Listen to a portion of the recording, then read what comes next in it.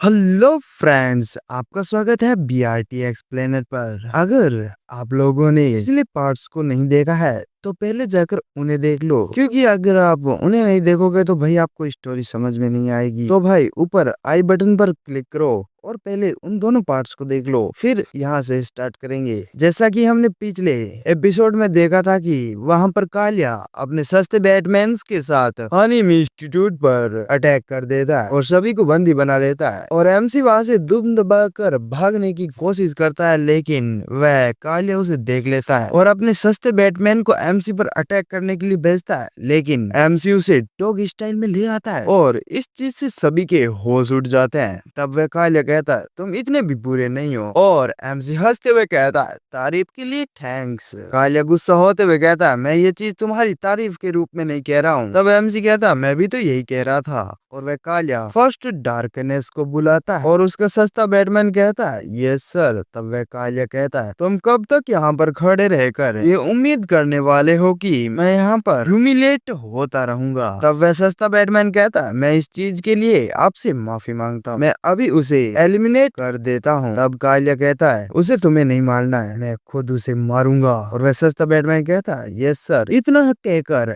MC की तरफ attack करने के लिए बढ़ता है। तब एमसी उससे कहता है इतनी भी क्या जल्दी है, थोड़ा रुक जाओ। वह सस्ता बैटमैन कहता है अब क्या हो गया। तब एमसी कहता है मुझे शॉट चलानी है, क्या तुम थोड़ी देर के लिए रुक सकते हो, मुझे लगता है कि मैं उसे अपने कमरे में ही भूल आया हूँ। तब वह सस्ता बैटमैन कहता है ये क्या पागलपन है। तब एमसी कहता है तुम तो काफी बूढ़े लग रहे हो, क्या तुम अपने से कहीं छोटे किसी व्यक्ति को उसकी शॉट भी नहीं लेने दोगे। तब वह कहता है अपनी बकवास बंद कर। तब एमसी कहता है 5 साल पहले तो दुनिया इतनी क्रूर जगह तो नहीं थी। और एमसी को कोई झाड़ू दिखाई देता है और एमसी उसे उठा लेता है, और वह सस्ता बैटमैन कहता है तुम ये क्या कर रहे हो। तब एमसी उस झाड़ू को स्विंग करते हुए कहता है मुझे किसी तरह तो अपना काम चलाना होगा, क्योंकि तुम मेरी शॉट मुझे नहीं लाने दे रहे हो। और इस चीज को देखकर वह सस्ता बैटमैन कहता है क्या तुम मेरा मजाक उड़ा रहे हो। एमसी कहता है इसमें मजाक क्या उड़ाना, तुम तो खुद ही एक चलता फिरता मजाक हो। मेरा मतलब है कि अगर तुम्हें इस चीज से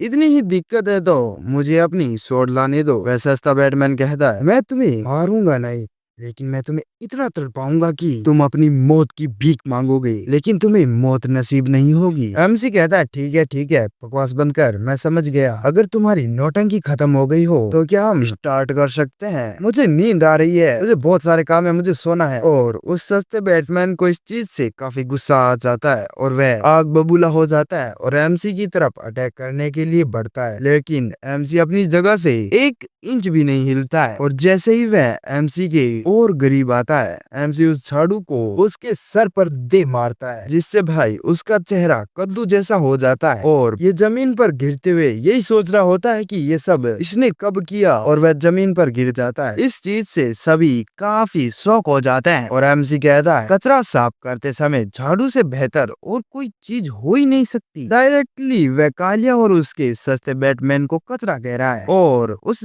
सस्ते बैटमैन की आंख खुलती है और भाई अपना सर खुजलाते हुए कहता है अभी अभी क्या हुआ। एमसी झाड़ू को उसके सामने करते हुए कहता है तुम्हें तो खुश होना चाहिए कि मैंने बस इतना ही किया, तुम ऐसे किसी ओपोनेंट पर सीधे क्यों दौड़ पड़ते हो, खाली ना सर पर। वह सस्ता बैटमैन खड़ा होते हुए कहता है तुम और भाई एमसी उसको झाड़ू से फटके पे फटके मार रहा होता है और कहता है मैं अभी तुम्हें समझा रहा हूँ, बीच में बोलते हो, शर्म नहीं आती। और वह सस्ता बैटमैन अपने मन में कहता है ये बहुत फास्ट है, और वह एमसी से कुछ कदम पीछे आ जाता है और अपने मन में सोचता है मैं इसे एक्सेप्ट नहीं करना चाहता, लेकिन मुझे ये करना ही होगा। और अपनी पॉकेट में हाथ डालते हुए कहता है इस बात पर बिलीव करना काफी मुश्किल है, लेकिन तुम्हारे पास अपनी गंदी बातें कहने का हुनर है। हालांकि बैटल में हमेशा स्ट्रॉन्ग ही नहीं जीतता है, मैं ये चीज तुम्हें जरूर सिखाऊंगा। और अपनी पॉकेट से एक ड्रैगन निकालता है जो होता है lethal poison 7 step soul chasing serpent. और इस चीज को देखकर एमसी उससे कहता है ओ पॉइजन, क्या तुम अब इस तरह का गंदा खेल खेलने वाले हो? तब सस्ता बैटमैन कहता है, तुम जितना चाहो मुझे ब्लेम कर सकते हो। एमसी कहता है, लेकिन ये मुझ पर काम नहीं करेगा। सस्ता बैटमैन पूछता, क्या तुम सभी तरह के पॉइजन से इम्यून हो या कुछ और? एमसी उसका रिप्लाई देते हुए कहता है, दरअसल ऐसा कुछ नहीं है रे पगले, मैं इम्यून विम्यून कुछ नहीं हूँ। ये कुछ इस तरह है कि, और एमसी मिली सेकेंड में उसके पास पहुंच जाता है, बिल्कुल बुलेट की स्पीड की तरह। और भाई उसकी आत्मा उसका शरीर छोड़ देती है और एमसी उसको जोर से एक झाड़ू की दे मारता है और इससे वह हवा में काफी दूर तक जाता है। जमीन को टच ही नहीं किया होता है कि एमसी उसको फिर से अटैक कर देता है, कि एमसी उसको झाड़ू का एक और फटका दे मारता है और उसकी तरफ बढ़ता है और वह अपने मन में सोच रहा होता है, मुझे इसे रोकना होगा। तब एमसी उसके मन की बात को पढ़ते हुए उससे कहता है, क्या तुम ऐसा तो नहीं सोच रहे थे कि तुम मुझे रोकना चाहते हो? क्या तुम सचमुच में ऐसा सोच रहे थे? और भाई एमसी उसको धड़ाधड़ झाड़ू की मारने लग जाता है। मतलब एमसी इसको चारों तरफ से पेल रहा होता है। एमसी ने उसके चेहरे का एक भी कोना नहीं छोड़ा जो बिना मार खाए बच गया हो। उसके चेहरे का तो नक्शा ही बिगड़ जाता है और बाकी सब काफी हैरान हो रहे होते हैं और उस सस्ते बैटमैन के तोते ही उड़ जाते हैं। इस चीज से सभी काफी शॉक और कंफ्यूज हो जाते हैं। एमसी कहता है, इसलिए मास्टर ने कहा था कि अगर तुम्हें ऐसा लगे कि तुम्हारा ओपोनेंट कुछ बड़ी तैयारी कर रहा है तो मुझे वेट नहीं करना चाहिए और बस उसे तुरंत पीट देना चाहिए। वह कालिया अपने मन में सोचता है, मुझे यकीन नहीं हो रहा है कि उसने फर्स्ट डार्कनेस को इतनी आसानी से हरा दिया। फादर ने अपने जीवन के कई दशक उन्हें ब्लैक वॉइड। एमसी कहता है, मुझे लगता है कि अगर हम दोनों अभी पीछे हट जाएं तो ये हम दोनों के लिए काफी अच्छा होगा। और वह कालिया ताली बजाते हुए कहता है, अमेजिंग, इस उम्र में इस तरह की मार्शल आर्ट काफी अमेजिंग है। और एमसी हंसते हुए कहता है, हाँ हाँ तुम सही कह रहे हो। यूनजी एमसी से कहती है, तुम इतने खुश क्यों हो रहे हो? तब एमसी कहता है, अरे भाई वो मेरी तारीफ कर रहा है, ये तो खुश होने की बात है ना। और कालिया अपना गंदा सा थोबड़ा दिखाते हुए अपने मन में कहता है, तुम इस पर विचार जरूर करोगे। और वह एमसी से कहता है, ये कितने शर्म की बात है कि फर्स्ट डार्कनेस तुम्हें हराने में अनेबल रहा। हालांकि अगर मैं इसे दूसरे पर्सपेक्टिव से सोचूं तो ये सब वर्थ इट है, क्योंकि मैं तुम्हारे जैसे एक टैलेंटेड मार्शल आर्टिस्ट से जो मिला हूँ। तो क्या तुम मेरे लिए काम करना चाहोगे? तब यूनजी कहती है, तुम क्या करने की कोशिश कर रहे हो? और वह एमसी को लालच देते हुए कहता है, मेरी साइड आ जाओ, मैं तुम्हें वो चीजें दूंगा जिनकी तुमने कभी कल्पना भी नहीं की होगी। मैं तुम्हें दुनिया पर राज करने की पावर और वेल्थ दूंगा। तब एमसी उसका रिप्लाई देते हुए कहता है, कोई भी ऐसा व्यक्ति जिसे मॉरल्स और एथिक्स की थोड़ी सी भी जानकारी होगी वह तुम्हारे ऐसे मीठे शब्दों पर कभी यकीन नहीं करेगा। यूनजी एमसी को देख रही होती है और अपने मन में सोच रही होती है और एमसी यूनजी की उम्मीदों पर पानी फेरते हुए कहता, लेकिन हाँ मैं इसके लिए जरूर गिर जाऊंगा, मैं हूँ ही ऐसा गिरा हुआ आदमी, मुझे इसके बारे में और जानना है। और भाई एमसी इशारे कैसे कर रहा होता है। यूनजी अजीब सा चेहरा बनाते हुए कहती है, तुम मर क्यों नहीं जाते? वाई यू ना हो। तब वह रॉयल हेड इंस्पेक्टर चिल्लाते हुए कहता है, तुम ये क्या कह रहे हो? क्या पावर और वेल्थ इतनी इम्पोर्टेंट है? एमसी उसका रिप्लाई देते हुए कहता है, सच कहूँ तो हाँ बिल्कुल। यूनजी कहती है, अब कुछ नहीं हो सकता, ये डेफिनेटली ये चीज करने वाला है। रॉयल हेड इंस्पेक्टर कहता है, कह दो कि ये झूठ है। और एमसी से कहता है, वैसे भी ये तुम्हें कितना दे सकता है? मैं उससे कहीं ज्यादा तुम्हें दे सकता हूँ। आखिरकार मुझे एम्परर पैलेस सपोर्ट करता है। तब वह कालिया एमसी से कहता है, तुम्हें क्या लगता है वह तुम्हारे लिए सचमुच में क्या कर सकता है? वह एम्परर का भाई हो सकता है, लेकिन उसने पहले ही वेल्थ और पावर दोनों ही त्याग दिए हैं। ज्यादा से ज्यादा वह तुम्हें एक ऑफिशियल की पोजीशन दिला सकता है। इसके ऑपोजिट मेरे फादर तुम्हें वो सारी पावर और वेल्थ दे सकते हैं जो तुम चाहते हो। तब एमसी उस रॉयल हेड इंस्पेक्टर से कहता है, तुम मुझे डेफिनेटली हारते हुए दिख रहे हो, तुम्हें कुछ और अच्छा ऑफर करना चाहिए। तब यूहान एमसी से कहता है, किसी इविल व्यक्ति की साजिशों और कॉन्स्पिरेसीज में उसकी हेल्प करना उसकी कॉन्फ्रेंसेस को पूरा करने में मदद करने से बहुत अलग है। क्या तुम्हारे मास्टर ने तुम्हें मॉरल्स नहीं सिखाए? तब एमसी कहता है मेरे मास्टर? युआन कहता है हाँ, उन्होंने क्या कहा, ऐसी सिचुएशन में उन्होंने तुम्हें क्या करने की सलाह दी है? और अपने मन में सोचता है क्योंकि वह हमेशा अपने मास्टर का जिक्र करता है तो उसे अपने मास्टर के बिलीव्स की कदर जरूर होगी। कोई भी मास्टर अपने डिसाइबल को पूरे मॉरल्स नहीं सिखा सकता। मुझे पूरा यकीन है कि उसने उसे ऐसी बातें सिखाई होंगी जो यहाँ हमारे काम आएगी। और एमसी सोचते हुए कहता है मेरे मास्टर ने क्या कहा था? युआन कहता है हाँ, सही जा रहे हो। और भाई एमसी उसके विश्वासों की ऐसी की तैसी करते हुए कहता है भाड़ में जाए जनता, अपना काम बनता। मतलब कि उससे चिपके रहो जिससे तुम्हें अधिक धन मिलता है। और भाई उन दोनों के तो होश ही उड़ जाते हैं। और एमसी बिल्कुल ही अपने मास्टर की तरह कहता है मेरे मास्टर ने कहा था मॉरल्स और एक्नॉलेजमेंट इन सब की कोई वैल्यू नहीं है क्योंकि वह तुम्हारा पेट नहीं भर सकती। इसलिए उन्होंने कहा सही बात तो यह है कि जब कोई तुम्हें पैसा ऑफर कर रहा हो तो उसे चुपचाप ले लेना चाहिए, ना कि फालतू में दानवीर बनने की कोशिश करनी चाहिए। यूहान अपने मन में सोचता है मुझे तो लगता है इसका मास्टर भी इसके जैसा ही है। और वह कालिया कहता है हाँ, तुम्हारे मास्टर ने बिल्कुल सही कहा, मॉरल्स और एक्नॉलेजमेंट का कोई मतलब नहीं है। मेरे फादर उन लोगों की इम्पोर्टेंस जानते हैं जो उनकी मदद करते हैं। तो तुमने क्या सोचा, क्या तुम मेरे फादर के लिए काम करोगे? काम का सुनते ही एमसी काफी सीरियस होते हुए कहता है तुमने अभी अभी क्या कहा? मुझे काम करना होगा? और इस चीज का फायदा उठाते हुए यूनजी एमसी से कहती है मैं तुमसे काम नहीं करवाऊंगी बल्कि हम तुम्हें बेस्ट फूड और पूरे दिन आराम करने देंगे हर दिन। एमसी उसकी तरफ देखते हुए कहता है तुम कहीं झूठ तो नहीं बोल रहे हो? क्या सचमुच में मुझे पूरे दिन आराम करने को मिलेगा? और भाई कालिया मामला संभालते हुए कहता है अरे मैंने थोड़ी बेवकूफी कर दी, अगर तुम चाहो तो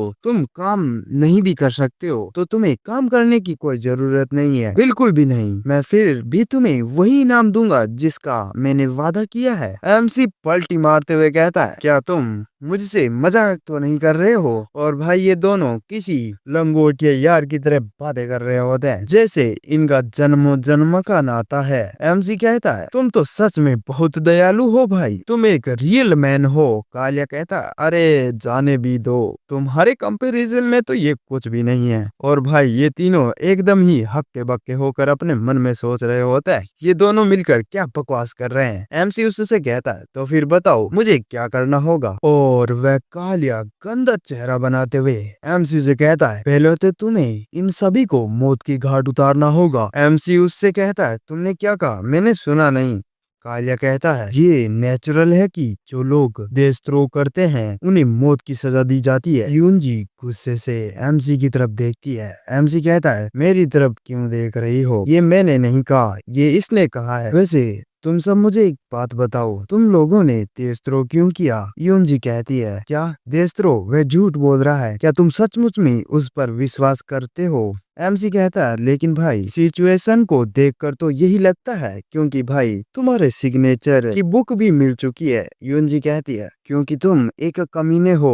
एमसी उस कालिया से कहता है लेकिन मुझे लगता है कि इन लोगों को मारना थोड़ा ज्यादा हो जाएगा। मैंने पहले कभी किसी की ऊपर की टिकट नहीं काटी है तो ये मेरा पहला एक्सपीरियंस होगा, इसलिए मैं थोड़ा नर्वस हूँ। वह कालिया कहता है तो चलो फिर तुम्हारे लिए ये काम मैं कर देता हूँ, मुझे एक शॉट दो। और शॉट को उठाते हुए कहता है मुझे अपने हाथ गंदे करना बिल्कुल भी पसंद नहीं है, लेकिन सजा देने में कोई हिचकिचाहट नहीं होनी चाहिए। युआन कहता है रुको, मुझे यकीन है कि तुम एक विद्वान व्यक्ति हो, तुम देश के प्रति इतनी बेवकूफी कैसे कर सकते हो? वह कालिया स्वॉर्ड को अटैकिंग पोजीशन में लाते हुए कहता है मैं क्या अभी मुजरा कर रहा हूँ? मैं अभी जो कर रहा हूँ वो देश के प्रति वफादारी है। यूनजी अपनी आंखें बंद कर लेती है। युआन अपने मन में कहता है मुझे माफ कर देना यूनजी। तभी उस कालिया की स्वॉर्ड वहीं पर रुक जाती है और ये किसी और ने नहीं हमारे एमसी ने पकड़ी होती है। और एमसी कहता है मुझे लगता है कि अब बहुत हो चुका है। और एमसी को इस तरह स्वॉर्ड को पकड़ते हुए देखकर कालिया अपने मन में सोचता है आखिरकार ये कितना स्ट्रांग है। और एमसी से कहता है क्या तुम भूल गए कि अभी अभी हमने क्या बात की थी? एमसी कहता है बिल्कुल नहीं, लेकिन मैंने अब बहुत झेल लिया। क्या तुम जानते हो कि लेजी होने के लिए सबसे ज्यादा जरूरी क्या चीज है, वह चीज है मुसीबतों को अवॉइड करना। एक बार मैंने एक इंक स्लैब को तोड़ दिया था जो मेरे फादर को बहुत ज्यादा पसंद था। जब वह घर पर नहीं थे, वह 3 दिन बाद ही वापस आने वाले थे, लेकिन वह 3 दिन मुझे मौत के समान लगी। जब वह आखिरकार वापस आ गए तो मैं मौत के कगार पर पहुंच गया था। मेरे बाप ने मेरी बहुत अच्छे से धुलाई की, लेकिन उसके बाद मुझे बहुत अच्छा लगा। तब वह हेड इंस्पेक्टर कहता है, तुम्हारे बाप को तुम्हें उसी समय मार देना चाहिए था, आखिरकार ये दिन तो नहीं देखना पड़ता। यूनजी अपना सिर हिलाते हुए कहती है, बिल्कुल सही कहा। आलिया कहता है, अब तुम ये क्या बकवास कर रहे हो। एमजी कहता है, मास्टर ने ये भी कहा था कि मुझे अपनी नफरत नहीं भुलानी चाहिए और मुझे ये भी नहीं भूलना चाहिए कि दूसरों ने मेरे लिए क्या किया है। जो व्यक्ति अपने द्वारा रिसीव की गई चीजों को वापस नहीं करता है, उसे अंत में अधिक भुगतान करना पड़ता है। इंटरेस्ट बढ़ने से पहले अपना कर्जा चुका देना चाहिए और मुझे लगता है कि अब समय आ गया है कि मैं अपना कर्जा चुका दूं। और ये तीनों एमसी को किसी भगवान की तरह देख रहे होते हैं। तब वो कालिया कहता है, अच्छा ऐसा है, ये सब मुझे सिर्फ ये बताने के लिए है कि तुम मुझे ऐसा करने से रोकने वाले हो। और अपना मुंह फाड़ कर हंसता है और फिर अपनी हंसी रोक कर एमसी से कहता है, क्या तुम्हें लगता है कि मैं तुमसे डरने की वजह से तुम्हें अपनी साइड कर रहा था। एमसी उससे कहता है, बिल्कुल नहीं, मुझे तो ऐसा नहीं लग रहा था। और वह कालिया अपनी मार्शल आर्ट टेक्निक को यूज करते हुए एमसी से कहता है, अच्छा तो फिर मैं तुम्हें ये बता दूं कि यदि मैं चाहता तो मैं तुम्हें ऐसे ही मार सकता हूँ जैसे तुम कुछ भी नहीं हो। और उसकी मार्शल आर्ट से एक हैंड क्रिएट होता है जो 1000 ऑफ हैंड से मिलकर बना हुआ होता है। और वह एमसी से कहता है, तुम्हें इसे ऑनर की बात माननी चाहिए कि मैं तुम्हें यही मार रहा हूँ। और वह हेड इंस्पेक्टर अपने मन में सोचता है, क्या वह मार्शल आर्ट भी जानता है। और वह अपने 1000 ऑफ हैंड्स एमसी की तरफ थ्रो करता है और एमसी अपनी जगह पर ही खड़ा हुआ होता है। और वह कालिया हंसते हुए कहता है, मैं तुम्हें एक सलाह देना चाहता हूँ कि अपने अगले जीवन में आलसी होना बंद कर देना। और इस टेक्निक का प्रेशर इतना ज्यादा होता है कि कोई भी उसे रजिस्ट नहीं कर पाता है। एमसी उसके अटैक को देखकर कहता है, ये काफी स्ट्रेंज है, मैंने इसे पहले कहीं पर तो देखा था। और कालिया अपने मन में कहता है, ये सही है, मैंने स्टार्टिंग से ही एक बेहतरीन टेक्निक का यूज किया है क्योंकि वह काफी स्किल्ड लग रहा था, लेकिन वह तो समय पर रिएक्ट भी नहीं कर पाएगा। और वह कालिया कुछ देखकर काफी हैरान हो जाता है क्योंकि भाई एमसी उसके अटैक को इस तरह से डॉज कर रहा होता है जैसे कि ये कोई बच्चों का खेल हो, जैसे कोई सर्कस में अपना करतब दिखा रहा हो। मतलब भाई उसके अटैक का एमसी पर घंटा कोई फर्क नहीं पड़ता है। और एमसी उसके पीछे आ चुका होता है और कहता है, क्या तुमने कर लिया जो तुम्हें करना था। और वह कालिया अपने पीछे देखता है और कहता है, तुमने तुमने ये कैसे किया। एमसी उससे कहता है, तुमने अभी अभी तो पूरा प्रोसेस देखा। और अपनी किक को रेडी करता है और उसके थोबड़े पर दे मारता है जिससे उसका पहले से बिगड़ा हुआ चेहरा और बिगड़ जाता है और किसी लट्टू की तरह घूमते हुए दीवार पर जाकर लगता है। और एमसी कहता है, यार तुम तो बड़े कमजोर निकले, एक ही किक में तुम्हारा काम तमाम हो गया। और इस चीज से बाकी सब काफी हैरान हो जाते हैं और एमसी इन सभी को फ्री करता है। तब वह हेड इंस्पेक्टर एमसी से पूछता है, कहीं वो मर तो नहीं गया। एमसी इस चीज का रिप्लाई देते हुए कहता है, नहीं, मैंने इतनी जोर से भी नहीं मारा है और वह काफी मोटा भी है, मुझे पूरा यकीन है कि वो ठीक होगा। और एमसी अपने कंधों को चटकाते हुए कहता है, तो क्या हम कंटिन्यू रखें। वह कालिया कहता है, रुक जा भाई रुक जा,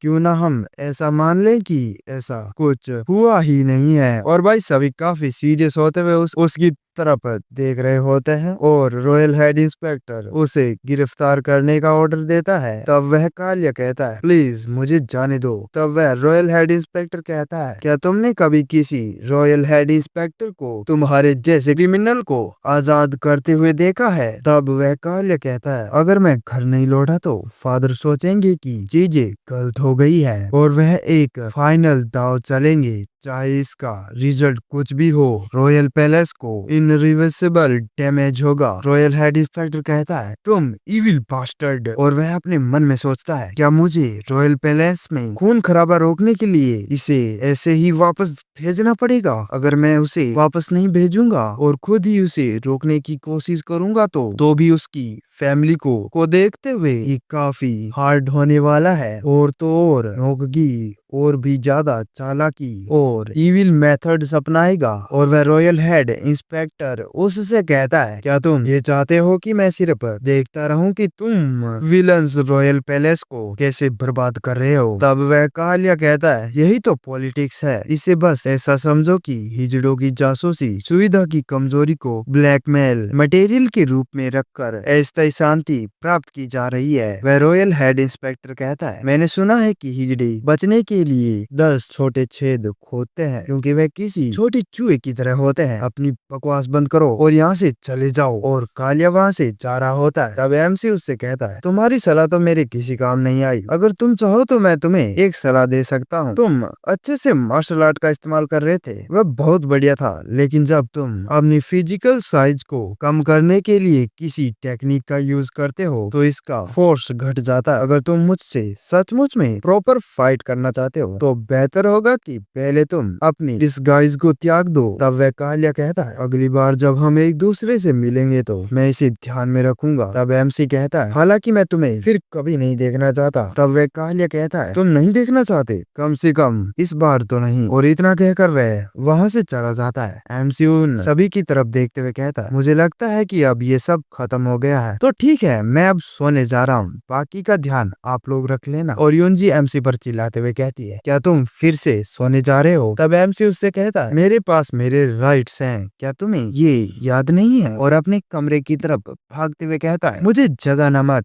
मैंने तुम्हें पूरी तरह से चेतावनी दे दी है, मैं कल तक सोने जा रहा हूँ, मुझे मत जगाना। और वह कहती है, ये सब क्या बकवास है? और वह दोनों पीछे खड़े हुए कहते हैं, बिल्कुल सही। और उस दिन के बाद एमसी का जीवन आरामदायक हो गया, मतलब कोई टेंशन नहीं, पड़े रहो बिस्तर पर। ऐसा लगता है कि लिवियांग यानी वही रॉयल हेड इंस्पेक्टर और मून यूहान उस दिन से ही समस्याओं को सुलझाने के लिए संघर्ष कर रहे थे, लेकिन इसका हमारे एमसी से कोई लेना देना नहीं था। उसे दिन में 3 बार उसके कमरे में अच्छा अच्छा खाना खाने को मिलता था और देर तक सोने के लिए उसे कोई रोकता भी नहीं था और कोई चिल्लाता भी नहीं था। ये बेसिकली एमसी के लिए किसी हेवन से कम नहीं था। और तभी एमसी के रूम का गेट खुलता है और वहाँ पर यूनजी एंटर करती है और कहती है, अबे उठ भी जा। लेकिन एमसी कुछ भी रिएक्ट नहीं करता है। तब वह कहती है, मैं जानती हूँ कि तुम सिर्फ सोने का नाटक कर रहे हो, तो अभी इसे छोड़ दो और उठो। और एमसी उठते हुए कहता है, अब क्या हुआ? वह कहती है, फादर तुमसे मिलना चाहते हैं। एमसी कहता है, मेरे गारंटीड आराम का क्या हुआ?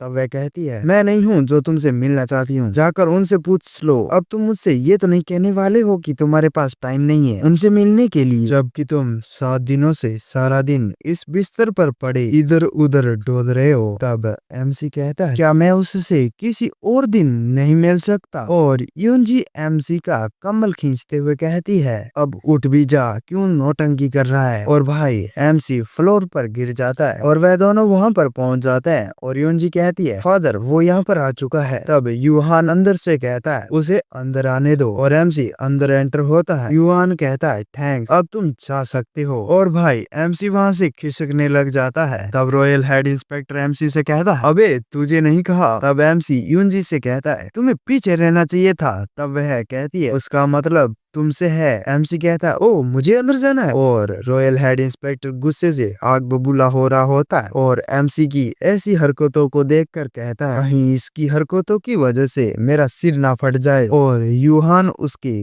कान में कुछ कहता है और वह रॉयल हेड इंस्पेक्टर अपनी पॉकेट से कुछ निकालता है, लेकिन उसे निकालते वक्त वह काफी झिझक रहा होता है। युआन कहता है, सर। रॉयल हेड इंस्पेक्टर कहता है, हाँ हाँ मुझे पता है। और उस चीज को एमसी के सामने रखता है और एमसी उसे झट से अपनी पॉकेट के अंदर रख लेता है। तब वह रॉयल हेड इंस्पेक्टर एमसी से पूछता है, क्या तुम्हें पता भी है कि वो क्या चीज है? एमसी कहता है, नहीं। तब वह कहता है, तो फिर तुमने बिना कुछ कहे इसे क्यों ले लिया? तब एमसी रिप्लाई देते हुए कहता है, क्योंकि ये महंगा लग रहा था। मास्टर ने कहा था कि अगर कोई चीज वैल्यूबल लगे तो उसे झट से लपक लो। तब वह कहता है, ये स्वॉर्ड है। एमसी कहता है, नहीं नहीं नहीं, मैं वापस नहीं देने वाला हूँ, अब बच्चे भी मत बनो। रॉयल हेड इंस्पेक्टर कहता है, नहीं नहीं नहीं, वह स्वॉर्ड है। एमसी कहता है तुम एक बच्चे की तरह बर्ताव नहीं करोगे और इसे वापस मांगने की जिद नहीं करोगे, जबकि तुमने इसे मुझे पहले ही दे दिया है। रॉयल हेड इंस्पेक्टर कहता है नहीं, मैं नहीं कहूँगा। और भाई एमसी उस पर थूक देता है और कहता है मैंने इस पर थूक दिया है, अब ये मेरी चीज हो गई है। और रॉयल हेड इंस्पेक्टर चिढ़ते हुए कहता है अबे कभी नहीं मुझे कुछ बोलने भी देगा। ये स्वॉर्ड रॉयल इंस्पेक्टर का डिवाइन रेलिक है। ये एक ऐसा आइटम है, अगर तुम कहीं पर भी जाते हो तो ये तुम्हें मेरे जैसा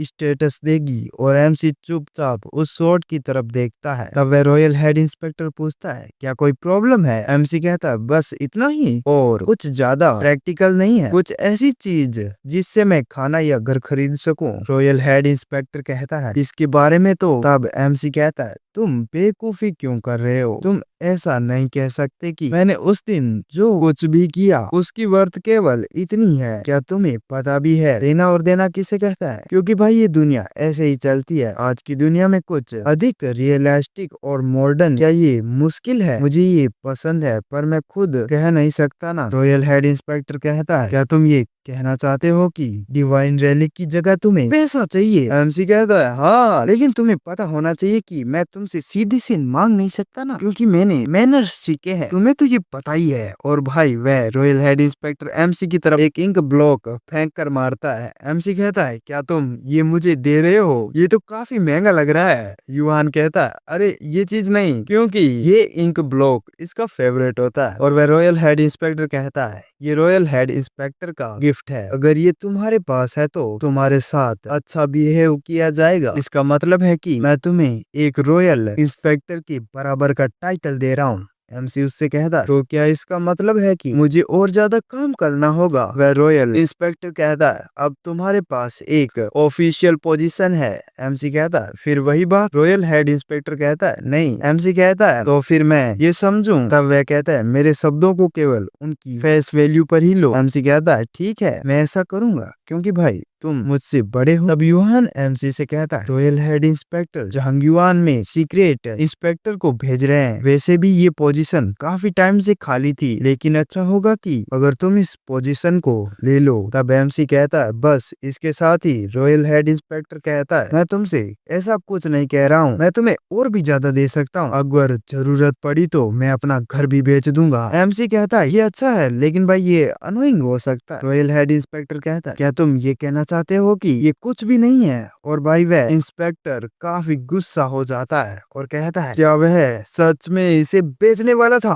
और वह कहता है तुम किस हाउस होल्ड से हो और तुम्हारा मास्टर कौन है? एमसी कहता है भला मैं ये तुम्हें क्यों बताऊं? और इस मौके का फायदा उठाकर युहान चुप कर अपना इंक ब्लॉक अपने पास रख लेता है। रॉयल हेड इंस्पेक्टर कहता है क्या ऐसा इसलिए है क्योंकि तुम्हें मुझ पर पूरा भरोसा नहीं है? एमसी अपना सिर हाँ में हिलाता है। तब वह रॉयल हेड इंस्पेक्टर गुस्सा करते हुए कहता है तुम जानते हो कि मैं कौन हूँ, फिर भी तुम मुझ पर भरोसा नहीं कर रहे हो, और तो और तुम अपनी आइडेंटिटी भी छिपा रहे हो। तब एमसी रिप्लाई देते हुए कहता ये आइडेंटिटी का मैटर नहीं है, बात बस इतनी है कि मैं ऐसे किसी व्यक्ति पर भरोसा नहीं कर सकता जो अपनी मार्शल आर्ट को छिपाता है और इतनी ऑब्वियस सी एक्टिंग करता है जैसे कि उसे तो कुछ आता ही नहीं है। अगर सच कहूँ तो कालिया को हराने के लिए तुम्हें कितने सेकंड लग? 5 सेकंड, 3 सेकंड या सिर्फ 1 सेकंड? सच कहूँ तो मुझे ये सब पसंद नहीं है कि किसी और के खेल में सिर्फ एक प्यादे की तरह खेला जाना।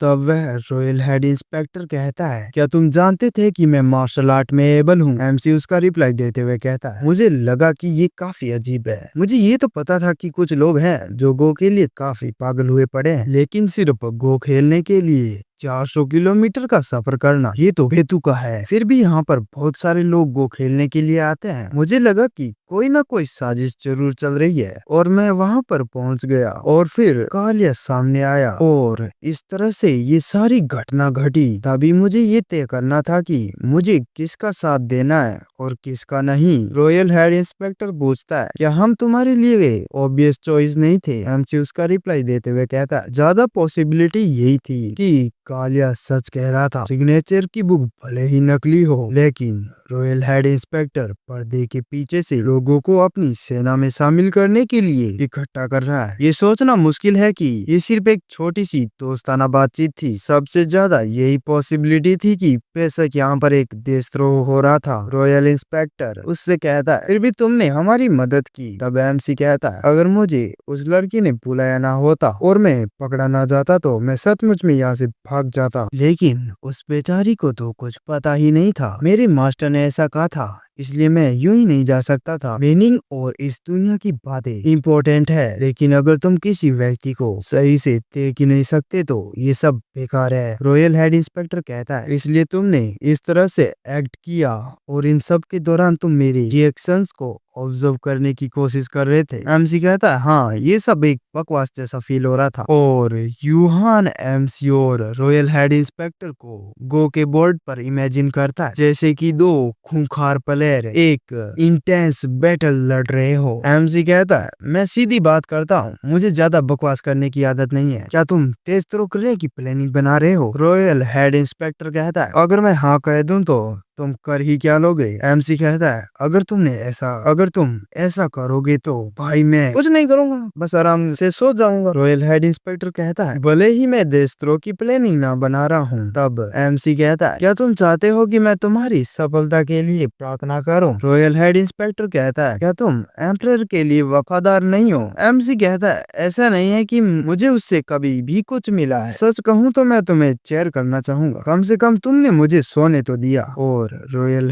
हेड इंस्पेक्टर जोर जोर से हंसने लग जाता है और कहता है मुझे पता था कि तुम काफी चालाक हो, लेकिन तुम तो मेरी उम्मीदों से भी कहीं ज्यादा बेहतर हो। और अपनी हंसी रोकता है और कहता है हाँ तुम ठीक कह रहे हो, मैं अपने सिर की कसम खाता हूँ। हम कोई देशद्रोह की प्लानिंग नहीं बना रहे थे, हम लोग सिर्फ नोकगी के खिलाफ फोर्स को इकट्ठा कर रहे थे। लेकिन प्रॉब्लम यह है कि वो पकड़ में आ गया है। क्या तुम जानते हो कि नोकगी ने कालिया को यहाँ क्यों भेजा था? उसने उसे इसलिए भेजा था ताकि मैं उसे मार दूं। ऐसा नहीं था कि वह मुझे पकड़ना चाहता था, वह तो सिर्फ ये चाहता था कि मैं कालिया को मार डालूं। तब वह ये खुलासा कर पाता कि मैं अपनी मार्शल आर्ट कैपेबिलिटीज को छिपा रहा हूँ और मैंने ही इन सभी लोगों को इकट्ठा किया था, तभी तुमने यहाँ पर कदम रखा। इस चीज के लिए मैं माफी चाहता हूँ। जैसे कि तुमने कहा था तुम्हें गो बोर्ड पर खिलाना, मेरा कोई इरादा नहीं था। उस समय यूहान और मैं काफी हताश थे। एमसी कहता है ठीक है। और रॉयल हेड इंस्पेक्टर कहता है प्लीज मुझ पर यकीन करो। एमसी कहता है अरे अभी मैंने कहा ना कोई बात नहीं, ठीक है। तब वह कहता है तो फिर क्या तुम सीक्रेट रॉयल इंस्पेक्टर के रोल को निभाओगे? एमसी कहता है मैं तुम्हें अभी ये बता देता हूँ, लेकिन मैं कभी भी सीरियस रूप से किसी काम की तलाश नहीं कर रहा हूँ। रॉयल इंस्पेक्टर कहता है कोई बात नहीं, ये दुनिया तुम्हें अकेले नहीं छोड़ेगी, भले ही तुम ऐसा चाहते ही क्यों ना हो। एमसी कहता है क्या तुमने अभी अभी मेरी डिसरिस्पेक्ट की? रॉयल हेड इंस्पेक्टर कहता है ये एक हीरो का पाथ है। एमसी कहता है तो फिर नहीं, थैंक्स मुझे पूछने के लिए। रॉयल हेड इंस्पेक्टर कहता है तुम अपने भाग्य को कभी भी नकार नहीं सकते हो। और एमसी कहता है तो अब मैं जा रहा हूँ। रॉयल हेड इंस्पेक्टर कहता है आज मैं यहाँ से जाने वाला हूँ। एमसी कहता है सच कहूँ तो मैं होप करता हूँ कि हम एक दूसरे को फिर कभी ना देखें। रॉयल इंस्पेक्टर कहता है लेकिन मुझे तो लगता है कि हम फिर से मिलेंगे। और एमसी वहाँ से चला जाता है। यूहान रॉयल इंस्पेक्टर से कहता है आपको क्या लगता है कि अब हमें क्या करना चाहिए? वह मेरी उम्मीदों से कहीं अधिक है। मुझे उम्मीद थी कि उसकी मार्शल आर्ट अच्छी होगी, लेकिन मुझे नहीं लगता था कि वह इतना अच्छा होगा कि उसे पता चल सके कि मैं मार्शल आर्ट जानता हूँ। मुझे लगा कि मैंने एक ड्रैगन को उठाया है, लेकिन वह तो बेसिकली एक मॉन्स्टर है। अगर हमने सावधानी नहीं बरती तो वह हमें खा जाएगा। यूहान पूछता है क्या जोखिम उठाना सही रहेगा? रॉयल इंस्पेक्टर कहता है अगर बैटल स्किल ही सब कुछ होता तो मैं मान सकता था, हालांकि वह स्मार्ट भी है, उसे सब कुछ पता था, लेकिन एंड तक उसने कोई कदम नहीं उठाया। वह सिर्फ स्ट्रॉन्ग ही नहीं, मुझे तो आश्चर्य हो रहा है कि इस जैसे मॉन्स्टर को किसने पाला होगा। उसके बारे में सब कुछ पता करो, हो सकता है कि तुम उसके असली मास्टर को ना ढूंढ पाओ, लेकिन तुम्हें ये पता लगाना होगा कि वह किस फैमिली से बिलोंग करता है। तुम समझ रहे हो ना? यूहान कहता है यस सर। सीन शिफ्ट होता है और हमें रात का दिखाया जाता है और वहाँ पर एमसी किसी छत पर लेटा हुआ होता है। तभी कोई कहता है क्या तुम जा रहे हो? और वह और कोई नहीं यूहान होता है। एमसी रिप्लाई देते हुए कहता है मैं एक प्रॉपर गुड बाय कहे बिना नहीं जाऊंगा, जबकि आपने मुझे यहाँ रहने दिया, मुझे खाना खिलाया। युहान कहता है लेकिन तुम तो जल्द ही जाने की प्लानिंग बना रहे थे। एमसी कहता है हाँ, खैर मैं जब तक यहाँ पर था मैंने बहुत कुछ सीखा। युहान एमसी से पूछता है तुमने क्या सीखा? तब एमसी कहता है इनमें से दो सबसे इम्पोर्टेंट है जो स्कॉलर्स बहुत अधिक पढ़ते हैं, वह भी अक्सर उस पाथ के अकॉर्डिंग अपनी लाइफ नहीं जी पाते हैं जो वो पढ़ते हैं। युवान कहता है तुमने बिल्कुल सही कहा, और दूसरा यह है कि रुलिन एक बहुत ही डरावनी जगह है। युवान कहता है क्या डरावना? एमसी कहता है खैर मैंने कभी इमेजिन नहीं किया था कि यांगू में आने के बाद मैंने जो सबसे स्ट्रॉन्गेस्ट पर्सन देखा वह रुलिन में होगा। युवान कहता है ली वांग्या यानी भाई वही रॉयल हेड इंस्पेक्टर, उसकी मार्शल आर्ट पावर्स डेफिनेटली काफी इम्प्रेसिव है। अब एमसी काफी सीरियस होते हुए कहता है आखिरकार तुम ये नाटक कब तक करने वाले हो? आखिरकार तुम ये नाटक छोड़ क्यों नहीं देते? तब युवान कहता ओ तुम्हें ये पहले से ही पता था क्या? और भाई हमें पता चलता है कि युहान भी एक मार्शल आर्टिस्ट होता है, वह भी कोई एरा गेरा नहीं, वह भी रॉयल हेड इंस्पेक्टर से कहीं गुना ज्यादा पावरफुल है। तब एमसी रिप्लाई देते हुए कहता है हाँ शुरू से ही मुझे ये पता था। युहान एमसी से कहता है ये तो बिल्कुल भी अच्छी नहीं है, ये तो बिल्कुल भी अच्छी बात नहीं है, मैं तुमसे एक फेवर चाहता हूँ। एमसी कहता है हाँ हाँ मुझे पता है, मैं किसी को भी नहीं बताने वाला हूँ। और युहान कहता है प्लीज मैं एक स्कॉलर के रूप में ही जीना जारी रखना चाहता हूँ। एमसी कहता है ठीक है, बदले में तुम्हें मुझे एक बात बतानी होगी। युहान कहता है तो फिर ठीक है पूछो। एमसी कहता है मास्टर ने मुझे रूलिंग में दुनिया देखने के लिए कहा था, मैंने सोचा कि मैं यहाँ पर कुछ जस्टिस जैसी कुछ चीजें देखूंगा, लेकिन इसके बजाय मैंने यहाँ दुनिया की गंदगी को देखा है। युहान एमसी का रिप्लाई देते हुए कहता है भाई एक लंबा चौड़ा भाषण दे देता है जिसको भाई मैं शॉर्ट में समझा देता हूँ। बेसिकली ये यही कह रहा होता है कि हर इंसान के दिल में एक अलग जो है आइडियल होता है, और इन आइडियल की टकराव के कारण जीवन में जो गांठें बन जाती है उस गांठों को खोलने में बहुत लंबा समय लगता है, लेकिन लोगों के पास इतना पेशेंस ही नहीं होता है, इसलिए लोग शॉर्टकट को ढूंढते हैं जिससे गंदे विवेक और अहंकारी लोगों को जन्म मिलता है जो अपने खुद का जीवन ही बर्बाद कर लेते हैं। और युहान ने ये बात नौकरी के लिए कही होती है क्योंकि भाई इसी ने ही कालिया यानी भाई उसका गोद लिया हुआ बेटा उसको मौत के घाट उतारने के लिए छोड़ दिया था। तब एमसी पूछता है क्या ये पूरी दुनिया ही इस तरह की है? तब युहान एमसी को जवाब देते हुए कहता है एम्परर पेरेस वास्तव में कुछ महीनों में बदतर है, लेकिन मैं ये नहीं मानता कि दूसरी जगहों पर भी सिचुएशन कुछ ज्यादा अलग है। तब एमसी कहता मुझे नहीं पता कि मास्टर मुझे क्या दिखाना चाहते थे और महसूस कराना चाहते थे। दुनिया इतनी तेज है कि मेरे जैसे आलसी व्यक्ति के लिए उसे देखना और समझना मुश्किल है। तब युहान एमसी से कहता है तो क्या ये काफी नहीं है? अगर दुनिया तेज है तो बस धीरे धीरे उसका पीछा करो, जो तेज है वह बहुत कुछ देख सकेंगे और सीख सकेंगे, लेकिन शायद जो लोग आलसी है वो बारीकियों को बेहतर ढंग से देख पाएंगे। ये जानने का क्या मतलब है कि आपको समय से पहले क्या देखना है और महसूस करना है। अपनी स्पीड से चलो, दुनिया को अपनी आंखों से देखो, फिर दुनिया तुम्हें वह रास्ता बताएगी जिस पर तुम्हें चलना चाहिए। संसार को जैसा है वैसा ही अनुभव करो, स्वयं के साथ जैसा मैं हूँ। और एमसी वहीं पर कल्टीवेशन करना स्टार्ट कर देता है और उसकी एनर्जी के साथ, मतलब भाई जो एनर्जी शॉर्ट एम्परर ने एमसी के अंदर डाली थी उसी की मदद से एमसी ब्रेक थ्रू भी कर लेता है। मतलब भाई एमसी को इलाइटमेंट हासिल हो चुकी होती है, जैसे कि उस शॉर्ट एम्परर ने एमसी से कहा था जब भी एमसी कोई नई चीज देखेगा या महसूस करेगा तो उसके मार्शल आर्ट का लेवल बढ़ जाएगा। युहान एमसी के पास काफी स्पीड में आता है और एमसी का ब्रेक थ्रू कंप्लीट हो जाता है। युहान एमसी से कहता है क्या तुम्हें कुछ ऐसा लगा या महसूस हुआ कि तुमने कुछ नई चीज सीखी है? और भाई एमसी अपना सिर खुजलाते हुए कहता है अगर मैं सच कहूँ तो मुझे कुछ भी नहीं पता है। मतलब भाई एमसी का डब्बा गोल है। और युहान हंसते हुए कहता है कोई बात नहीं, अगर तुम इसे अपने दिमाग से समझोगे तो तुम्हें समझ में आ जाएगा। और वह वहां से चला जाता है और जाते हुए कहता है मैं उम्मीद करता हूँ कि एक दिन तुम्हें तुम्हारा जवाब जरूर मिल जाएगा। और वह वहां से चला जाता है और एमसी वहीं पर लेटे हुए अपने उसी ऑर्क जो भाई एमसी की बॉडी में स्वॉर्ड एम्परर ने डाला था उसे महसूस करते हुए अपने मन में सोचता है, मुझे लग रहा है कि मुझे कुछ तो महसूस हो रहा है। क्या मास्टर ने मुझे जो ऑर्ब दिया था क्या उसने कुछ किया?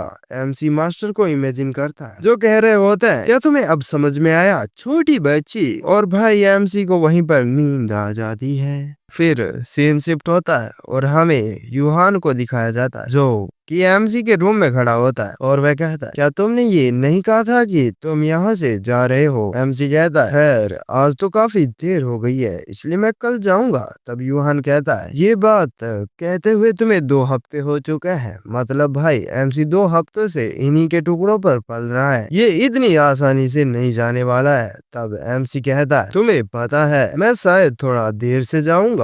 यूहान कहता है, ये सच है लेकिन फिर भी। तभी बाहर से कोई कहता है, ड्रैगन एक्सकोर्ट को बुलाने के लिए धन्यवाद। ये एक ऐसी एजेंसी है जो भाई आइटम्स को इधर उधर ट्रांसपोर्ट करती है। और फिर से वही आवाज कहती है, तो फिर हमें एग्जैक्टली कौन सी चीज को लेकर जाना है? और एमसी के रूम का गेट ओपन होता है और अंदर एंटर करती है यूनजी और उसके साथ 2 उस एजेंसी के मेंबर्स होते हैं। और वह एमसी के तरफ इशारा करते हुए कहती है, ये रही वो चीज। और उन दोनों में से एक बंदा कहता है, ये एक आदमी है। यूनजी उससे कहती है, ये सिर्फ इंसान जैसा दिखता है, सच में तो ये एक बोझी है। और वहाँ पर एक बंदा कहता है, हम लोगों को भी एक्सपोर्ट करते हैं लेकिन उनके लिए हमारे पास एक डिफरेंट कैरेज है। अभी तो हम सिर्फ सामान को ही लेकर जाने के लिए तैयार हैं। अब यूनजी उससे कहती है, तुम्हें चिंता करने की कोई भी जरूरत नहीं है। तुम वहाँ पर गाय और मुर्गियों जैसे जानवरों को तो लेकर ही जा रहे हो, है ना?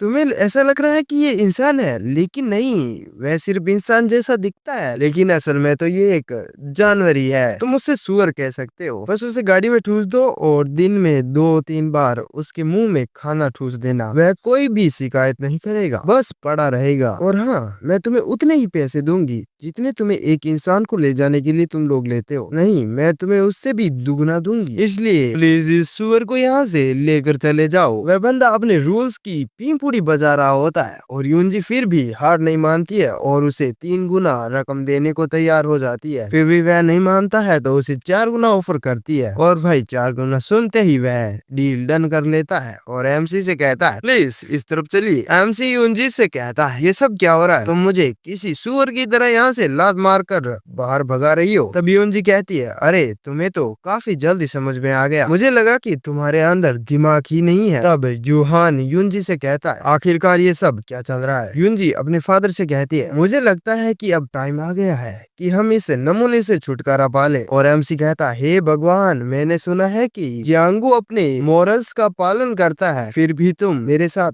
ऐसा कैसे कर सकती हो? तुम्हें पता है ना मैं तुम्हारा सेवियर हूँ। क्या तुम अपने सेवियर के पिछवाड़े पर लात मारकर उसे बाहर निकालते हो? भला ये कौन सा तरीका है अपने सेवियर को ट्रीट करने का? यूहान कहता है, हाँ यूनजी, हम उसके ऋणी हैं, इसलिए बदले में हमें उसे वैसा ही करके देना चाहिए जैसा वह चाहता है। तब यूनजी अपने फादर से कहती है, अगर हम इसे ऐसा करने देंगे तो ये यहाँ से अगले 100 सालों तक नहीं हिलेगा, यहीं पड़ा रहेगा। हम तो बेसिकली उसकी मदद ही कर रहे हैं। तब एमसी खड़ा होता है और उससे कहता है, भला इसमें क्या मदद मिलेगी? यूनजी एमसी को सभी फैक्ट्स बताते हुए कहती है, तुमने कहा था कि तुम हुबई जा रहे हो, है ना? तुम एक्सकोर्ट एजेंसी के साथ जा सकते हो क्योंकि वो भी हुबई जा रहे हैं। तुम हुबई पैदल नहीं जा सकते क्योंकि इसका रास्ता बहुत लंबा है और तुम बहुत ज्यादा आलसी हो। क्यों, मैं सही हूँ ना? तो इससे तुम्हें हुबई तक पैदल नहीं जाना पड़ेगा, तुम कैरेज में लेटे लेटे जाओगे। एक्सकोर्ट एजेंसी को पैसा मिल जाएगा, हमें तुमसे छुटकारा मिल जाएगा, ये सबके लिए विनिंग सिचुएशन है। एमसी कहता है, तुम तो बवाल चीज हो बे, तुमने तो झट से मुझे कन्विंस कर लिया। यूनजी कहती है, तो अब तुम उनके साथ जाओ। और एमसी को जबरदस्ती ले जाया जा रहा होता और वह एमसी कह रहा होता, मेरी माँ ने मुझे अजनबियों के साथ जाने से मना किया था। यूनजी कहती है, कोई बात नहीं, वह भरोसे के लायक है, मैंने सब कुछ जांच लिया, तो तुम्हें इसी चीज की चिंता करने की कोई जरूरत नहीं है। लेकिन भाई एमसी तब भी जाने को तैयार नहीं होता है, लेकिन एमसी को जबरदस्ती जाना पड़ता है। एमसी उनसे कह रहा होता है, तो फिर मैं चलता हूँ, मुझे उम्मीद नहीं थी कि मैं इतने अचानक तरीके से चला जाऊंगा। यूनजी एमसी से गुड बाय कहती है। यूहान एमसी से कहता है, अपना ध्यान रखना, कहीं इधर उधर घूम मत जाना। एमसी यूनजी से कहता है तुम सचमुच में बहुत खुश लग रही हो। यूनजी मुस्कुराते हुए कहती है क्या ऐसा है, आखिरकार ये तो होना ही था। और एमसी उन सभी लोगों से कहता है अब चलो भी, कितनी देर तक यहाँ पर खड़े रहोगे। और एमसी का कैरेज वहाँ से चलना स्टार्ट हो जाता है और यूनजी एमसी को आवाज लगाती है और एमसी उसकी तरफ देखता है और वह एमसी से कहती है कि अपना ध्यान रखना और थोड़ा आलसी बनना बंद कर दे। एमसी कहता है तुम ये सब बाहर निकलने की बात कह रही हो। और एमसी भी उन दोनों को बाय बाय कर देता है। यूहान यूनजी से कहता है चलो हमें अंदर जाना चाहिए। और यूनजी अंदर जाते हुए थोड़ा पीछे पलट कर देखती है और छोटी सी स्माइल देती है और अपने मन में कहती है गुड बाय अजनबी आलसी लड़के। फ्रेंड्स तुम्हें क्या लगता है, यूनजी के मन में भी एमसी के लिए कोई फीलिंग्स है? अपना ओपिनियन कमेंट में जरूर देना। और भाई यहीं से हमारे एमसी का एक नया सफर स्टार्ट हो जाता है और एमसी इस नए सफर में क्या धमाल मचाने वाला है वह देखने लायक होगा। और हमें एक बंदा दिखाया जाता है जो शिफ्ट ड्रैगन एक्सकोर्ट एजेंसी का हेड एक्सकोर्ट लीडर गोक बिहांग होता है, जो कह रहा होता है तो तुम जिस चीज का ट्रांसपोर्ट कर रहे हो वो ये है। और एमसी वहाँ पर खराटे मार कर सो रहा होता है। तभी दूसरा बंदा कहता है हाँ भाई यही है। गोक बिहांग कहता है क्या तुम मजाक कर रहे हो, क्या तुम्हें नहीं पता कि किसी व्यक्ति को एक्सपोर्ट करते समय तुम्हें और भी चीजों की तैयारी करनी पड़ती है। तब वह बंदा कहता है हम इस रिक्वेस्ट को लेना नहीं चाहते थे, लेकिन ये ग्रेट हानलिम इंस्टीट्यूट की रिक्वेस्ट थी, सच कहना पैसों के चक्कर में किया है। तब गोक बिहांग कहता है ये कितने समय से ऐसे ही पड़ा है। तब वह बंदा कहता है जब से हम वहाँ से रवाना हुए हैं। गोक बिहांग अपने मन में सोचता है कहीं उसे दर्द तो नहीं हो रहा, ये वाकई में इम्प्रेसिव है, इसने तो सूरों को भी फेल कर दिया है। तब वह दूसरा बंदा कहता ग्रेट हानलिम इंस्टीट्यूट ने कहा कि अगर हम इसे सूर या मुर्गी की तरह खाना खिलाएं तो ये हमारे लिए परेशानी पैदा नहीं करेगा। गोक बिहांग कहता है लेकिन मुझे समझ नहीं आया किसी इंसान को ऐसे कैसे ले जाया जा सकता है। और वह एमसी को उठाने की कोशिश करता है। एमसी अपनी आंखें खोलता है और कहता है क्या हुआ भी, क्या परेशानी है। और गोक बिहांग एमसी से अपना इंट्रोडक्शन देते हुए कहता है मैं हेड एक्सपोर्ट लीडर गोक बिहांग हूँ, मैं इस एक्सपोर्ट मिशन का इंचार्ज हूँ। एमसी कहता है ठीक है तो मैं क्या करूँ। वह कहता है ये ट्रिप सामान ले जाने के लिए है, लोगों को ले जाने के लिए नहीं, इसलिए अगर तुम इसके साथ आते हो तो ये काफी अनकंफर्टेबल हो सकता है, क्या तुम्हें इससे कोई परेशानी नहीं है। तब एमसी कहता है चिंता मत करो, मैं यहाँ पर एक सुअर के रूप में हूँ, एक व्यक्ति के रूप में नहीं। तब वह कहता है लेकिन ये अनकंफर्टेबल हो सकता है। एमसी कहता है ये ठीक है, मुझे बस चुपचाप बैठना है और तुम लोग मुझे मेरी डेस्टिनेशन तक ले जाओगे। गोक बिहान कहता है तुम तो काफी ढीठ बंदे हो, तो ठीक है हम चलने वाले हैं। एमसी कहता है चलो चलो। और एमसी को ग्रेट हार्लिम इंस्टीट्यूट को छोड़े हुए अब 5 दिन हो चुके होते हैं और एमसी अपने मन में कहता है मैं इन सब से थक चुका हूँ, अगर मैं जागता रहता हूँ तो मुझे नींद आ जाती है और अगर मैं सोता हूँ तो वह खुशट बुढ़ा मेरे सपनों में आकर मुझे परेशान करता रहता है। और ऊपर से ये ड्रीम ट्रेनिंग मैथिक आर्ट, आखिरकार ये कब तक चलता रहेगा, कहीं उस बूढ़े ने ये मेरे पूरे जीवन के लिए तो नहीं बना दिया है। मतलब यह है कि उस सोड एम्परर ने एमसी की जिंदगी को झंड कर दिया है, सपनों में भी इसका पीछा नहीं छोड़ता है। लेकिन भाई एमसी का इससे काफी ज्यादा फायदा होता है क्योंकि हमारा एमसी सोते हुए भी स्ट्रॉन्ग बनता ही जा रहा है और एमसी वहीं पर वापस पड़ जाता है। लेकिन तभी गोक बिहांग को झाड़ियों के पीछे से कुछ सुनाई देता है और वह सभी को रुकने के लिए कहता है और जोर से कहता है कौन है वहाँ पर। मैं शिफ्ट ड्रैगन एक्सकोर्ट एजेंसी का गोक बिहांग तुमसे मिलना चाहता हूँ। एमसी अपने मन में सोचता है कहीं कोई डाकू तो नहीं घुस आया, लेकिन वहाँ से कोई भी बाहर नहीं आता है। तब गोक बिहांग अपने मन में सोचता है कोई बाहर नहीं आ रहा है, ये बिल्कुल भी ठीक बात नहीं है। अगर वह इस तरह से समय ले रहा है तो इसका मतलब ये हो सकता है कि या तो ये कोई डाकू है या ये कोई बहुत ज्यादा खतरनाक व्यक्ति है जो हमारे कैरेज के पीछे पड़ा है। अच्छा होता अगर ये हमारे सामने होता, लेकिन मैं झाड़ियों में उसकी प्रेजेंस को ठीक से समझ नहीं पा रहा हूँ। मुझे लगता है कि ये कोई डाकू तो नहीं है। और वह कहता है मैं अपनी बात फिर से दोहरा रहा हूँ और वह अपना इंट्रोडक्शन फिर से छाप देता है और कहता है जल्दी से बाहर आ जाओ, नहीं तो मैं ये समझूंगा कि तुम हमसे लड़ना चाहते हो। और उन झाड़ियों में से हमें अपना पिछवाड़ा दिखाते हुए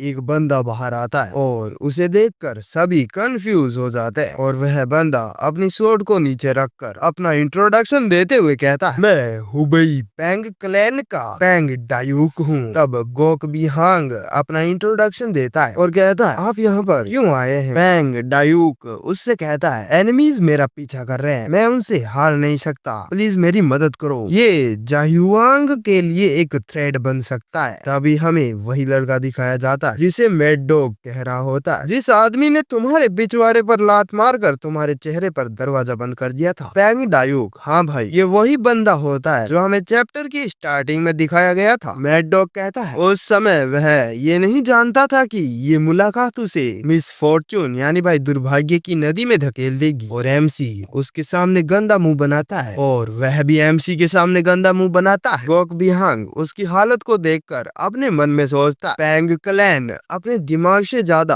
अपने मसल से सोचता है, लेकिन जब बात उनकी सूरवीरता की आती है तो वह किसी से भी कम नहीं है। तो ये वाकई काफी सीरियस बात होगी। और गोक बिहांग कहता है, लेकिन हम ऐसा कैसे कर सकते हैं? पैंग डायूक उससे कहता है, अगर तुम मुझे इस पहाड़ से बाहर निकलने में मेरी मदद करने को तैयार होते हो तो मैं तुम्हें इसका रीपे जरूर करूंगा। और गोक बिहांग एक बैरल की तरफ इशारा करते हुए कहता है, हम आपकी हेल्प करेंगे, प्लीज आप इन चीजों के साथ छिप सकते हैं। पैंग डायूक कहता है, ठीक है। और वह एमसी की तरफ देखता है और भाई एमसी उसे ऐसे देख रहा होता है जैसे किसी नमूने को देख रहा हो। गोक बिहांग एक बैरल का ढक्कन हटाते हुए कहता है, तुम इसके अंदर छिप सकते हो। पैंग डायूक उस बैरल के अंदर चला जाता है। गोक बिहांग उससे कहता है, बिल्कुल भी आवाज मत करना। वह कहता है, ठीक है। और एमसी अपने मन में सोचता है, मुझे नहीं लगता कि ये नमूना चुप रहने वालों में से है, ये कोई बुरी बात तो नहीं है। और भाई इसको अंदर सिर्फ चुपचाप बैठने के लिए कहा था, लेकिन इसको चुन मचती है और कहता है, मुझे माफ करना, मेरी वजह से तुम सभी को रिस्क में डालने के लिए। अगर सब कुछ ठीक रहा तो मैं यहाँ सभी का कर्जा चुका दूंगा। तब एमसी उससे कहता है, अगर तुम मर गए तो इन सब का कोई मतलब नहीं है। क्या तुम्हें कॉन्सनेंस नहीं है? तुम इन सब लोगों की जिंदगी को खतरे में डाल रहे हो। अगर तुम्हें जरा सा भी अफसोस होता तो तुम यहाँ पर बिना हमें दिखे यहाँ से जा सकते थे, लेकिन तुमने ऐसा नहीं किया। खैर कोई बात नहीं, मुझसे बात करना बंद करो, मैं सोने जा रहा हूँ। पैंग डायूक कहता है, ठीक है। गोक बिहांग अपने मन में सोच रहा होता है, हम लगभग माउंटेन से बाहर निकल चुके हैं, लेकिन अभी तक पैंग डायूक की तलाश में कोई भी नहीं आया है। क्या हम पहुंच चुके हैं? तभी वहाँ पर कुछ लोग आते हैं और उनके कैरेज को रोक लेते हैं और चारों तरफ से घेर भी लेते हैं। और हमें एक बंदा दिखाया जाता है जिसने लगता है शायद कच्छा नीचे की जगह मुंह पर पहन लिया है। उसे देखकर गोक बिहांग अपने मन में सोचता है, ये तो ग्रीन फॉरेस्ट है। और कैरेज से नीचे उतरते हुए उनको अपना इंट्रोडक्शन देता है, मैं शिफ्ट ड्रैगन एक्सकोर्ट एजेंसी का गोक बिहांग ग्रीन फॉरेस्ट के मास्टर को अपनी ग्रीटिंग ऑफर करता हूँ। तब वह मुंह पर कच्छा पहना हुआ आदमी कहता है, क्या तुमने लाल कपड़े पहने किसी यंग मैन को नहीं देखा है? तब वह गोक बिहांग कहता है, लाल कपड़े पहने? नहीं, हमने ऐसे किसी जानवर को नहीं देखा है। तब वह मुंह पर कच्छा पहना हुआ आदमी कहता है, क्या तुम्हें पूरा यकीन है?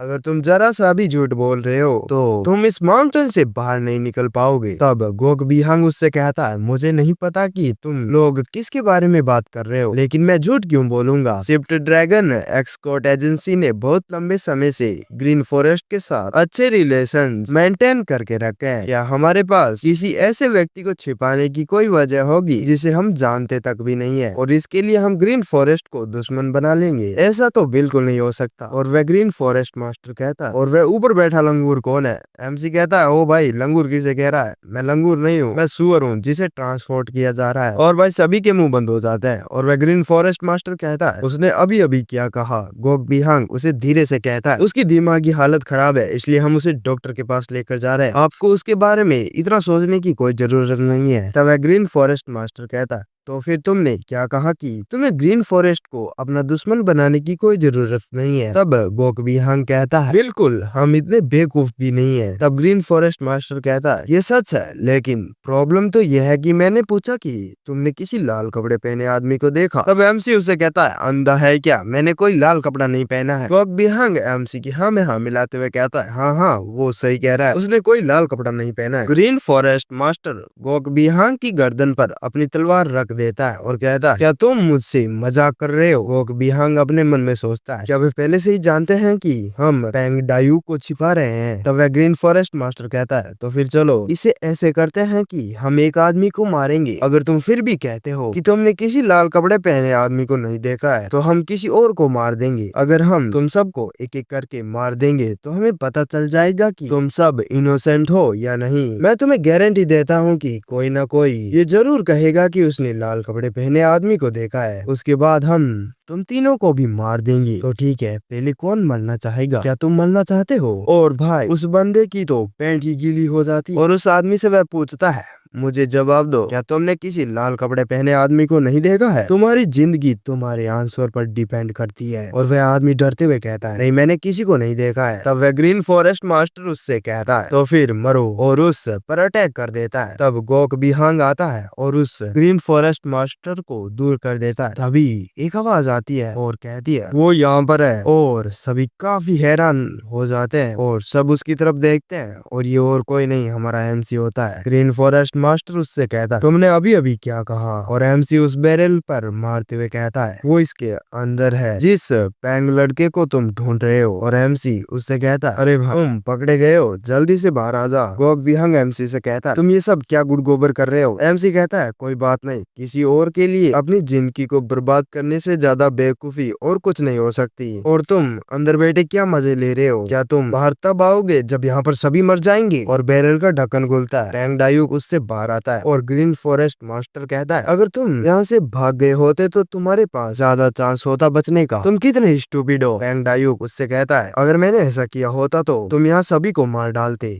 ग्रीन फॉरेस्ट मास्टर कहता है ओ तुम अब हीरो बनने का नाटक कर रहे हो। पैंग डायूक अपना पूरा गला फाड़ते हुए कहता है मैं पैंग डायूक हीरो तो नहीं बन सकता, लेकिन मैं इतना बुरा भी नहीं हूँ कि इनोसेंट लोगों को मरने दूं जो मेरी साइड है। और गोक बिहांग से कहता है आपकी मदद के लिए थैंक्स, ऐसा लगता है कि ये एक ऐसी प्रॉब्लम है जिसको सॉल्व मुझे ही करना होगा, प्लीज आप यहाँ से चले जाए, मैं उनका टारगेट हूँ, इसलिए अगर आप यहाँ से चले भी जाएंगे तो वो आपको परेशान नहीं करेंगे। गोक बिहांग कहता है लेकिन तुम। पैंग डायूक उससे कहता है मैं ठीक हूँ, मैं उन लोगों से हमेशा के लिए भाग नहीं सकता। गोक बिहांग कैरेज पर बैठते हुए कहता है तो फिर ठीक है, गुड लक। और कहता है चलो यहाँ से। एमसी कहता है रुको, हम उन लोगों से होकर गुजरेंगे। गोक बिहांग कहता है तुम किसके बारे में बात कर रहे हो। तब एमसी कहता है जाहिर है कि वह हम पर हमला करेंगे और फिर हमें मार देंगे। तब गोक बिहांग कहता है आखिरकार वो हम पर हमला ही क्यों करेंगे। तब एमसी कहता है हे भगवान, क्या तुम इतने बेवकूफ हो। ग्रीन फॉरेस्ट भले ही कितना ही ग्रेट क्यों ना हो, लेकिन मुझे यकीन है कि वो पैंग क्लैन से कोई कॉन्फ्लिक्ट नहीं चाहेगा। अगर हम यहाँ से